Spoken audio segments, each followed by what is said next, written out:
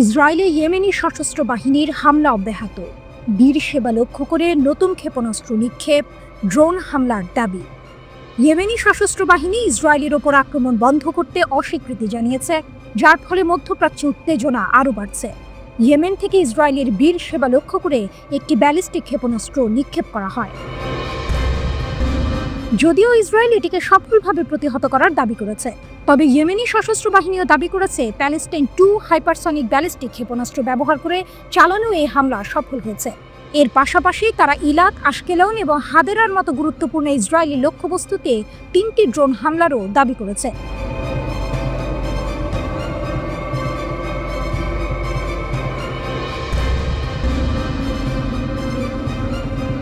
Yemeni সশস্ত্র বাহিনী এই হামলা এমন এক সময়ে ঘটল যখন ইসরায়েলি বিমান বাহিনী সম্প্রতি ইয়েমেনের হোদেইদা বন্দরে হুথিদের সামরিক অবকাঠামোতে হামলা চালিয়েছে।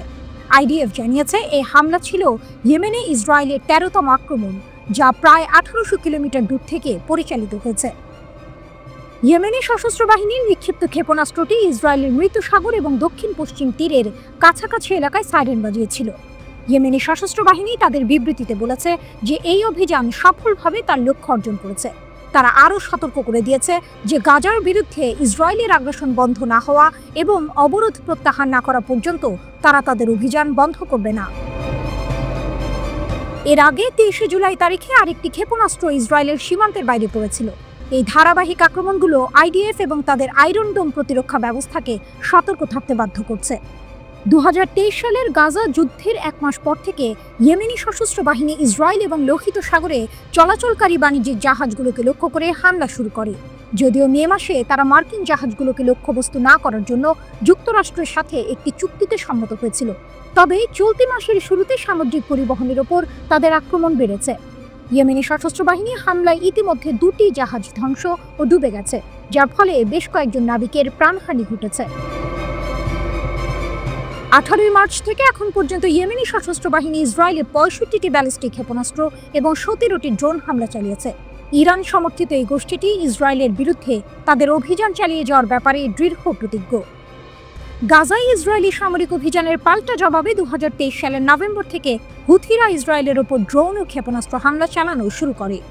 এমনকি 2024 সালের সেপ্টেম্বরে ইসরায়েলের প্রধান বিমানবন্দর লক্ষ্য করে তীব্র ক্ষেপণাস্ত্র হামলা চালানো হয়। আকাশ প্রতিরক্ষা ব্যবস্থার মাধ্যমে বেশিরভাগ হামলাই প্রতিহত করেছে ইসরায়েল। তবে 2024 সালের জুলাইয়ে একটি ড্রোন তেল আবিবে আঘাত করে। এতে 1 জন নিহত এবং 10 জন আহত হয়। যুক্তরাষ্ট্র বলছে জাহাজে হামলা চালাতে হুথিদের সহায়তা করেছে ইরান, তবে ইরান এই অভিযোগ অস্বীকার করেছে।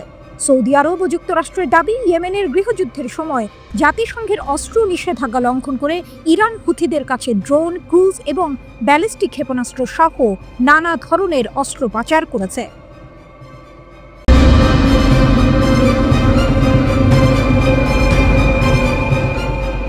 দক্ষিণ গাজা উপত্যকায় চলমান সংঘাতে ইসরায়েলি দখলদার বাহিনী আইওএফ এর হতাহতের ঘটনা বেড়েই চলেছে। 23 জুলাইয়ের সংঘর্ষে একজন ইসরায়েলি সৈন্য গুরুতর আহত হওয়ার খবর নিশ্চিত করেছে দখলদার সেনাবাহিনী। এর আগের দিন আরও একজন ইসরায়েলি সৈন্যের মৃত্যুর খবর জানানো হয়েছিল। এই ঘটনাগুলো ফিলিস্তিনি প্রতিরোধের তীব্রতা এবং দখলদার বাহিনীর দুর্বলতা স্পষ্ট করে তুলছে। রিপোর্ট আল মায়াদিনের।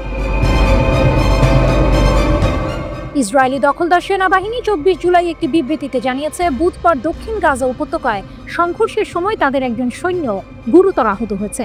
আহত সৈন্য 188 ব্রিগেডের 71 ব্যাটালিয়নের সাঁজোয়াকুরের সদস্য। ইসরায়েলি গণমাধ্যম সূত্রের খবর অনুযায়ী মর্টার হামলায় মাথায় আঘাত পেয়ে এই সৈন্য গুরুতর জখম হন এবং দ্রুত তাকে চিকিৎসার জন্য হাসপাতালে নিয়ে যাওয়া হয়। এই ঘটনাটি গাজা উপত্যকা জুড়ে ফিলিস্তিনি প্রতিরোধ যোদ্ধাদের ক্রমবর্ধমান অভিযানের মধ্যে ঘটেছে। ফিলিস্তিনি প্রতিরোধ বাহিনী সামরিক ইউনিটগুলোকে লক্ষ্য করে তাদের হামলা জোরদার করেছে, যা দখলদার বাহিনীর জন্য বড় চ্যালেঞ্জ তৈরি করছে। 22 জুলাই আইওএফ তাদের একজন সৈন্যের মৃত্যুর খবর নিশ্চিত করেছে। ওই সৈন্য 36 বছর বয়সী একজন রিজার্ভ স্টাফ সার্জেন্ট ছিলেন, যিনি 5ম ব্রিগেডের 7020 ব্যাটালিয়নে কর্মরত ছিলেন এবং দক্ষিণ গাজা উপত্যকার রাফায় যুদ্ধের সময় নিহত হন।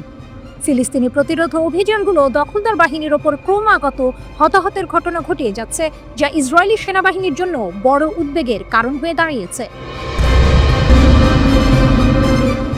গাজা উপত্যকায় ফিলিস্তিনি প্রতিরোধ আন্দোলন, বিশেষ করে আল কাসাম ব্রিগেড, তাদের কৌশলগত অভিযান ও অতর্কিত হামলা অব্যাহত রেখেছে।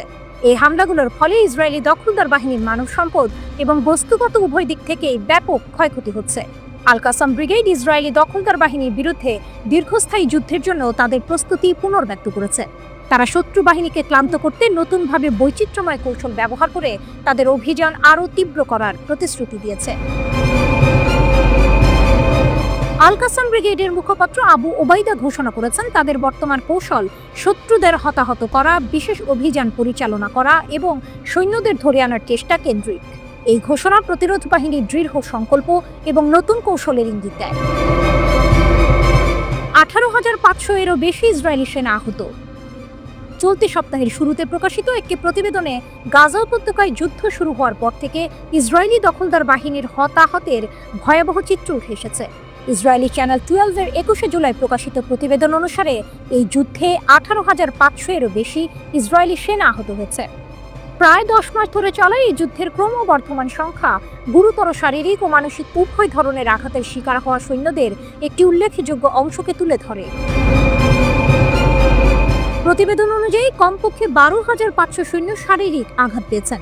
এর পাশাপাশি 10,000-এরও বেশি সৈন্য আঘাত পরবর্তী মানসিক চাপ, পিটিএসডি এবং অন্যান্য মানসিক সমস্যায় ভুগছেন। এটি যুদ্ধের তীব্রতা এবং ইসরায়েলি দখলদার বাহিনীর মধ্যে গভীর মানসিক চাপের প্রতিফলন। আহত সৈন্যদের শারীরিক আঘাতের ধরন থেকেও যুদ্ধের ভয়াবহতা স্পষ্ট হয়। তথ্য থেকে জানা গেছে যে 33% শারীরিক আঘাত অঙ্গ প্রত্যঙ্গে, 13% আঘাত মাথা, চোখ বা কানে এবং 7% মেরুদণ্ড, ঘাড় বা পিঠের সাথে সম্পর্কিত। সাধারণত শহুরে যুদ্ধ এবং বারবার বিস্ফোরণের সংস্পর্শে আসার কারণেই এই ধরনের আঘাত দেখা যায়। সার্বিক পরিস্থিতি ইঙ্গিত দেয় যে গাজায় ফিলিস্তিনি প্রতিরোধ আন্দোলন দখলদার বাহিনীর ওপর চাপ বাড়াচ্ছে এবং ইসরায়েলি সেনাবাহিনী ক্রমশই কঠিন চ্যালেঞ্জের মুখোমুখি হচ্ছে। ভোর হওয়ার ঠিক আগের মুহূর্ত, রাতের অন্ধকার তখনও কাটেনি। আকাশে শুক তারা মিটিমিটি জ্বলছে, কিন্তু পারস্য উপসাগরের আকাশে তখন বারুদের গন্ধ।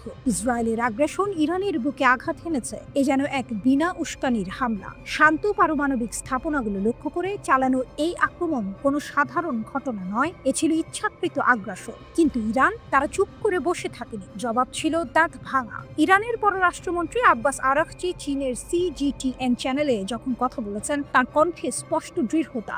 যুদ্ধ কখনো আমাদের পছন্দ ছিল না, তিনি বলছেন, কিন্তু যদি এটি আমাদের উপর চাপিয়ে দেওয়া হয় তবে আমরা পুরোপুরি প্রস্তুত। ভাবুন তো, এক শান্ত কূটনীতিবিদ যার কাজ আলোচনার টেবিলে বসা, তার মুখ থেকে এমন কথা। এর মানে কি ইরান কি তাহলে যুদ্ধের জন্য তৈরি?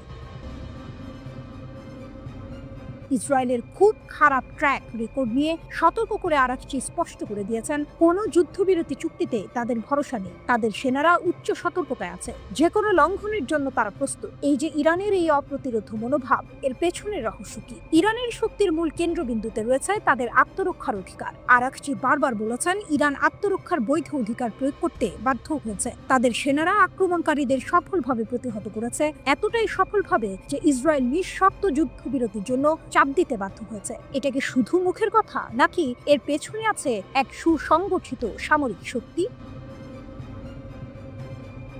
পারমাণবিক আলোচনার প্রসঙ্গে আরাকচি জোর দিয়েছেন রাজনৈতিক ইচ্ছার উপর। ইরান একটি ভারসাম্যপূর্ণ জয় জয় সমাধান চায়। তাদের পারমাণবিক কর্মসূচি যে সম্পূর্ণ শান্তিপূর্ণ, সে বিষয়ে তারা অনড়। 2015 সালের PF+1 গ্রুপের সাথে হওয়া পারমাণবিক চুক্তি এর প্রমাণ। এই চুক্তির ফলে স্বচ্ছতা নিশ্চিত হয়েছে এবং ইরানের পারমাণবিক কর্মসূচি অসামরিক উদ্দেশ্যে সীমাবদ্ধ হয়েছে। ইরান এই চুক্তিকে সম্মান করে চলেছে। কিন্তু বর্তমান উত্তেজনার কারণ কি? আরাকচি স্পষ্টতই বলেছেন, মার্কিন যুক্তরাষ্ট্রের একতরফাভাবে চুক্তি থেকে প্রত্যাহারে বর্তমান সংকটের মূল। এ যেন এক পুরনো ক্ষত যা নতুন করে দগদগে হয়ে উঠেছে। কূটনৈতিক সমাধানের পথই একমাত্র উপায় বলে তিনি জোর দিয়েছেন। তবে শর্ত একটাই, অপর পক্ষকে তাদের সামরিক এজেন্ডা ত্যাগ করতে হবে এবং ক্ষতির ক্ষতিপূরণ দিতে হবে। আর শান্তিপূর্ণ পারমাণবিক স্থাপনায় হামলার পরিণতি, সেগুলো হবে ভয়াবহ পরিবেশগত দুর্যোগ, যা হবে তীব্র ও অমার্জনীয়।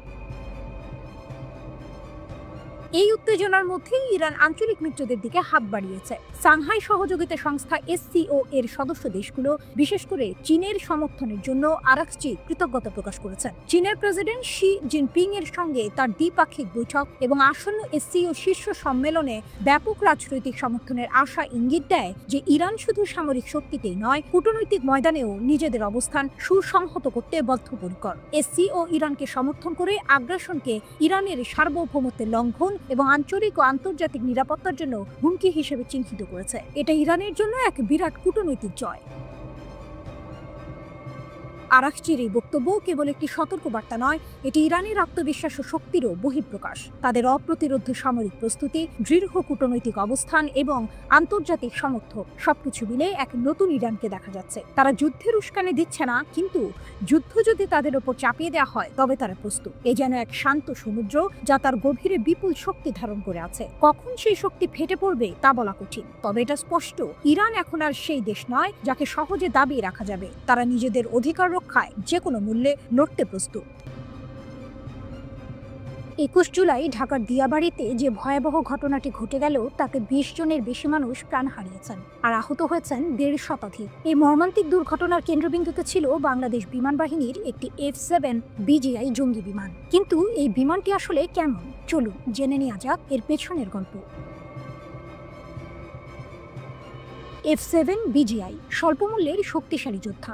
F-7 BGI হচ্ছে চীনের তৈরি চেংদু J-7 যুদ্ধ বিমানের সবচেয়ে আধুনিক সংস্করণ। মজার ব্যাপার হলো এটি মূলত সোভিয়েত আমলের কিংবদন্তি MiG-21 এর উন্নত চীনা সংস্করণ। MiG-21 এতটাই জনপ্রিয় যে এটি আজও বিশ্বের অন্যতম বহুল ব্যবহৃত যুদ্ধ বিমানগুলোর একটি। বাংলাদেশ বিমান বাহিনী 2011 থেকে 2013 সালের মধ্যে 16টি F-7 BGI যুদ্ধ বিমান হাতে পায়। ভারতীয় সংবাদ মাধ্যম ইকোনমিক টাইমসের তথ্য অনুযায়ী বাংলাদেশের চাহিদা মেটাতে এই সংস্করণটি স্বল্প খরচে তৈরি করা হয়েছিল। গতি, ক্ষমতা ও প্রযুক্তি। এই যুদ্ধ বিমানটি ঘন্টায় সর্বোচ্চ 2200 কিলোমিটার বা ম্যাক 2.2 গতিতে উঠতে পারে। এটি 17,500 মিটার পর্যন্ত উঁচুতে চলাচল করতে সক্ষম।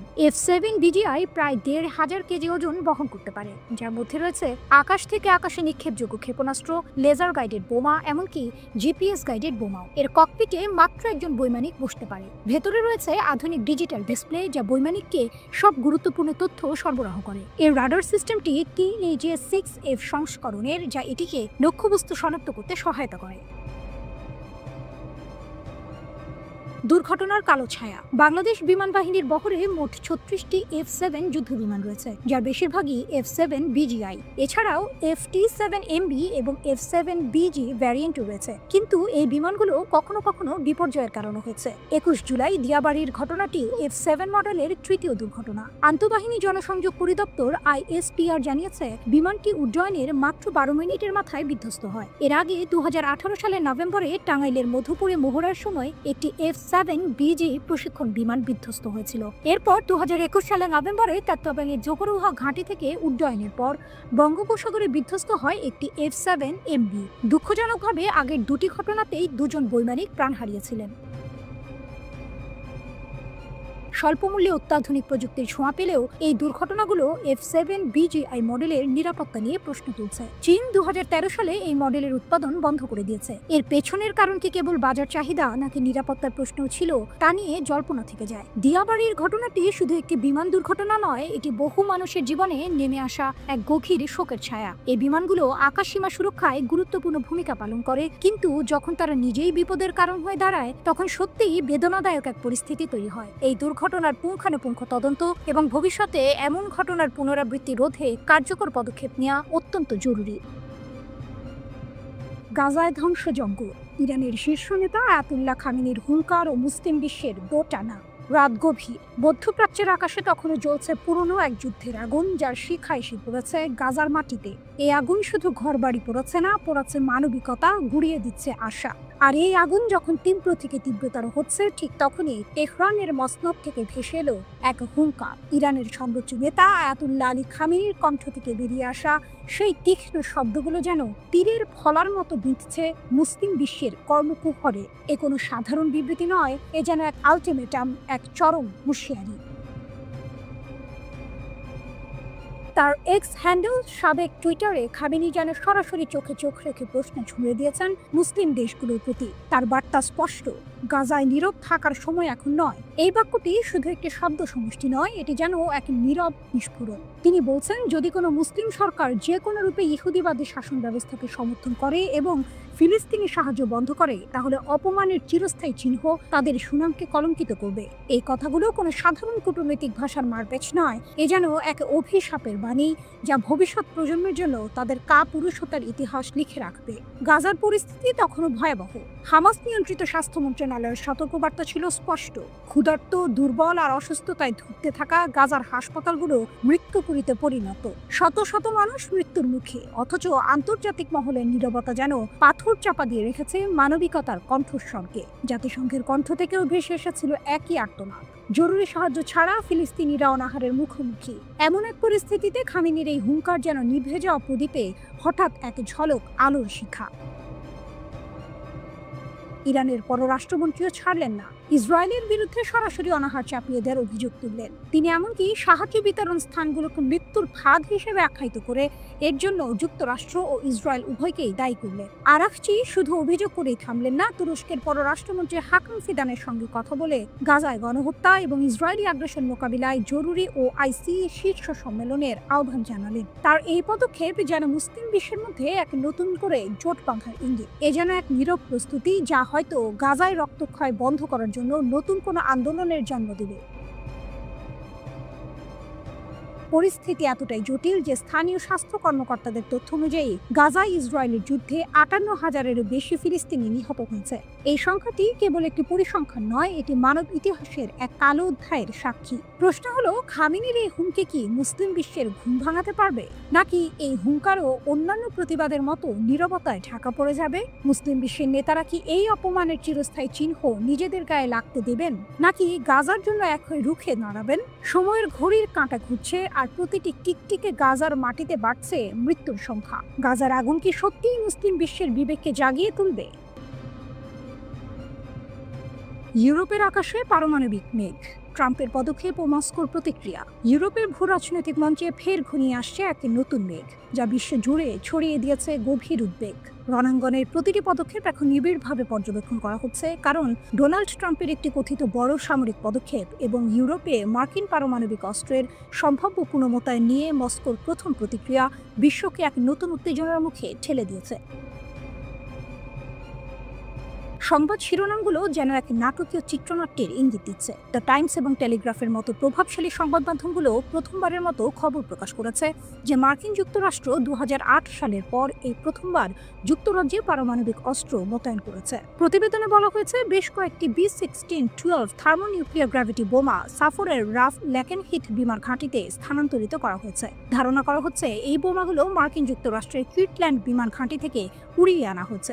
যদি এই খবর সত্যি হয়, তবে এটি হবে এক দশকেরও বেশি সময় পর ব্রিটেনে মার্কিন পারমাণবিক অস্ত্রের প্রথম মোতায়েন। B-16-12 একটি কৌশলগত পারমাণবিক বোমা যা পরিবর্তনশীল শক্তি এবং নির্ভুলতা নির্দেশিকা সম্পন্ন। এর উপস্থিতি নিঃসন্দেহে আঞ্চলিক শক্তির ভারসাম্যে এক নতুন মাত্রা যোগ করবে।